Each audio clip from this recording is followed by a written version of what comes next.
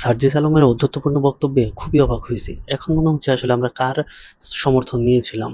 এটা তো হচ্ছে আওয়ামী লীগের লাইট ভার্সন।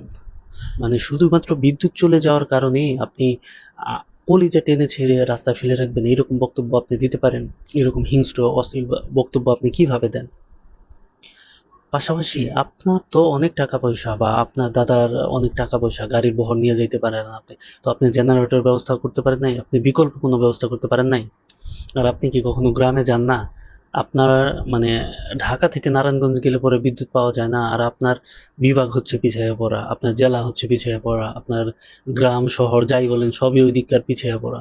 সর্বশেষের জেলা হচ্ছে আপনার। তো আপনি সেখানে জানেন না কি অবস্থা? তো না জানলে আপনি আসলে কেমনে রাজনীতি করেন আমি বুঝি না। আসল ব্যাপার হচ্ছে আপনারা তো আসছিলেন রাজনীতি করতে না, আপনারা আসছিলেন হচ্ছে আপনারা চাকরি চাইতে আসছিলেন হাসিনার কাছে। তো আপনারা ভুলক্রমে নেতা হয়ে গেছেন। এখন আপনাদের কথাবার্তা কি বলা যায় কি বলা যায় না, এত বড় জায়গায় এসে আপনারা আসলে মনে হয় তালগোল পাকাইয়া ফেলছেন। তো এইরকম তালগোল যদি পাকাইয়া ফেলেন, রাজনীতিতে আপনারা খুব বেশি দূর যে যাইতে পারবেন তা ভাইবেন না।